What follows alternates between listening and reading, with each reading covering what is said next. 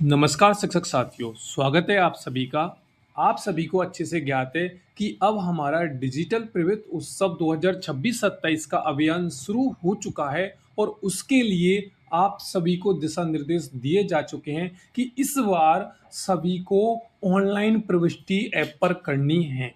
तो किस ऐप पर प्रविष्टि करनी है और जब आप एंट्री करेंगे तो आपके सामने इस तरह का इंटरफेस आएगा, इस तरह की 3 स्थितियाँ रहेंगी, उन पर आपको किस तरीके से वर्क करना है, वो सभी एंट्रीज़, सभी तरह के वर्क आपको इस वीडियो में स्टेप बाय स्टेप समझाने वाला हूँ। तो चलिए बिल्कुल शुरू से स्टार्ट कर रहे हैं। तो आप सभी साथी वीडियो के अंत तक इसे बने रहिए और देखते रहिए और समझते रहिए हर बात और हर स्थिति को। तो सबसे पहले तो साथियों आपको मैं बता देता हूँ कि आपको इस जो वर्क करना है वो रहता है हमारा शिक्षक ऐप पर। आपको कोई अन्य ऐप डाउनलोड नहीं करना, इस बात का विशेष ध्यान रखिए। हमें आप जो काम करना है वो जो शाला दर्पण वाला शिक्षक ऐप है, यानी जो हमारी स्टाफ लॉगिन आईडी से हम जो शिक्षक ऐप डाउनलोड करते हैं उसी ऐप पर काम करना है। आपके पास सबके पास ये ऐप पहले से इंस्टॉल है, इसे अपडेट कर लीजिए और इंस्टॉल करने के बाद जब आप इस पर जो कैप्चा वगैरह डाल के जब एम पिन डाल के आप अच्छे से जानते हैं ये आपने काम किया है, तो जब इसे हम ओपन करते हैं तो हमारे सामने इस तरह का पेज आता है। जी साथियों, इस तरह का पेज जब आएगा तो ये एक स्थिति रहेगी, दूसरी और ये तीसरी और ये चौथी स्थिति हमारे सामने है। और हमें जहाँ जिस काम को हमें करना है वो है हमारा डिजिटल प्रवेश उत्सव, यानी आपको यहाँ क्लिक करना है, क्योंकि अभी हम जो बात कर रहे हैं वो प्रवेशोत्सव अभियान की बात कर रहे हैं। और जब आप यहाँ पे क्लिक करेंगे तो आपका इस तरह का पेज ओपन होके आ जाता है। यहाँ आपकी 3 स्थितियाँ रहेंगी, मैं तीनों स्थितियों को क्रम से बताऊँगा और इन तीनों में आपको काम करना है अभी। क्या करना है? जब सबसे पहले आप इस नामांकन स्थिति पे क्लिक करेंगे, तो आपके सामने इस तरह का पेज आ जाता है। इसमें क्या है साथियों, आप देखेंगे कि आपके सामने यहाँ पे वो लिस्ट रहेगी जो पिछले ईयर शिक्षक साथियों ने काम करके यहाँ पे जो नाम दर्ज किए थे उन बच्चों के जिनकी उम्र पिछले साल प्रवेश के लिए नहीं हुई थी। यानी 5 या जो 6 वर्ष था, 6 वर्ष से कम उम्र के जो बच्चे थे, उनकी लिस्ट यहाँ पे रहेगी, जिन्हें हमें क्या करना है, आप देखेंगे उनकी स्थितियों में हमें बदलाव करना है। जैसे कि आप यहाँ देख पा रहे होंगे, हमें जैसे किसी यहाँ पे जो दे रखा है, जैसे मनीष नाम के बच्चे पे क्लिक किया और उसकी जानकारी में हमें अपडेट करना है कि अब ये बच्चा 6 वर्ष का हो चुका है और ये औपचारिक रूप से विद्यालय में अब पढ़ाई कर सकता है। बस इतना सा चेंज करके इसको सेव, यहाँ पे नीचे जो सहेजे लिखा है इस पे क्लिक कर देना है, हमारा काम यहाँ पे हो जाएगा।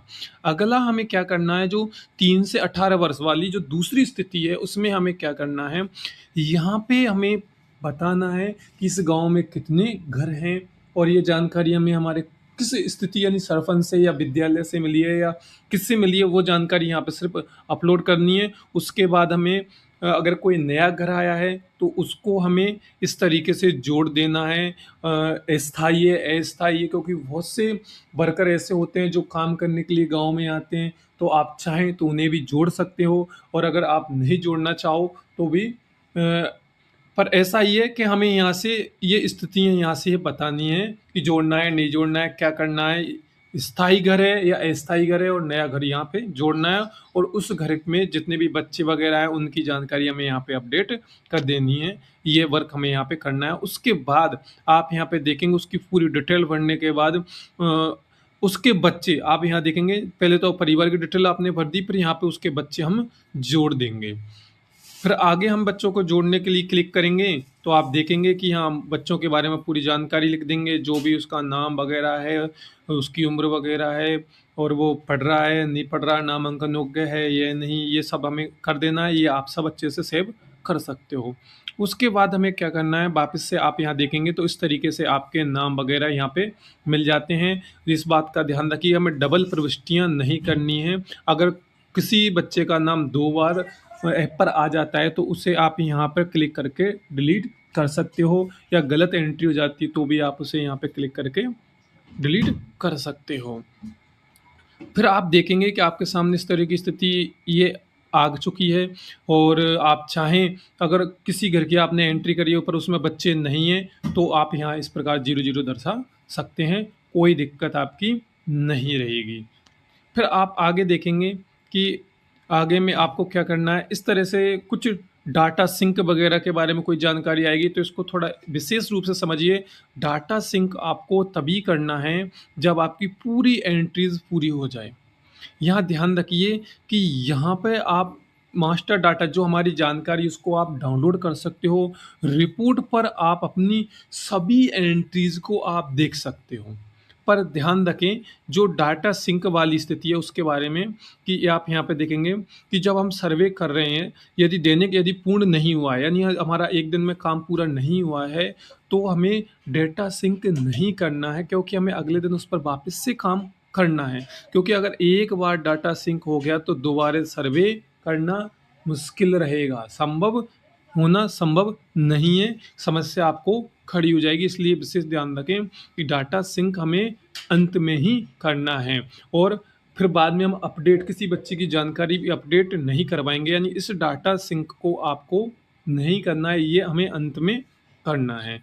इसके बाद आप देखेंगे थोड़ा जो रिपोर्ट की जानकारी है, मैंने अभी बताया था यहाँ आपको कि जो नीचे-नीचे हमने रिपोर्ट पे इस पे हम जब क्लिक करते हैं, तो हमारे सामने हमने जितनी भी एंट्रीज़ की होगी, वो इस तरह से आ जाएगी कि भई 3 से 18 वर्ष के कितने बच्चे हैं और अधिक उम्र के कितने हैं, नामांकन की स्थिति में, यानी जो हमने नामांकन वाला देखा था कि भई 8 बच्चों प्रवेश की स्थिति में हैं, इन 8 बच्चों का हमें चाहे प्रवेश हो या आंगनवाड़ी में हो, कहीं भी हो, उन्हें हमें प्रवेश दिलाना है क्योंकि 3 से अधिक वाले 6 से कम वाले आंगनवाड़ी में जाएँगे और 6 से अधिक वाले हमें हमारे विद्यालय में लाने हैं।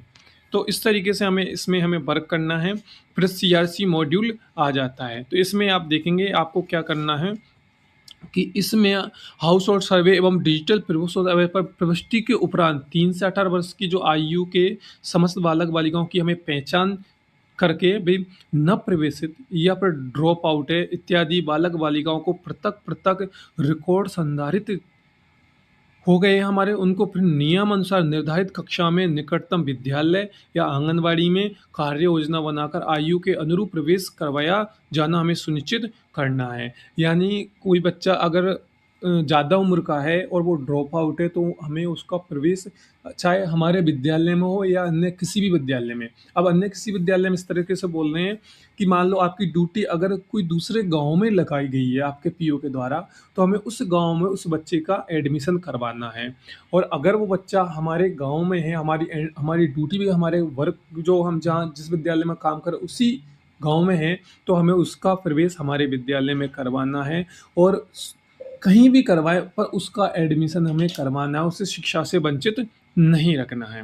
और जो हाउस होल्ड सर्वे है उसके बाद चिन्हित बालक-बालिकाओं को एवं विद्यालय में पूर्व में नामांकित विद्यार्थियों का ठहराव सुनिश्चित करने हेतु शिक्षा विभाग विभिन्न योजनाएँ, गतिविधियाँ, लाभकारी कार्यक्रम का प्रचार-प्रसार करती हुए उन्हें हमें नामांकन बढ़ाना है, उन्हें बताना है कि भई आपको ये लाभ मिल सकते हैं। इस तरीके से हमें पूरा वर्क करना है। इसके बाद आप अन्य स्थितियाँ और रहेंगी, पर आप इतना काम आपको करना ही है। अगर आपको कोई डाउट रहे तो कमेंट करके पूछ सकते हैं।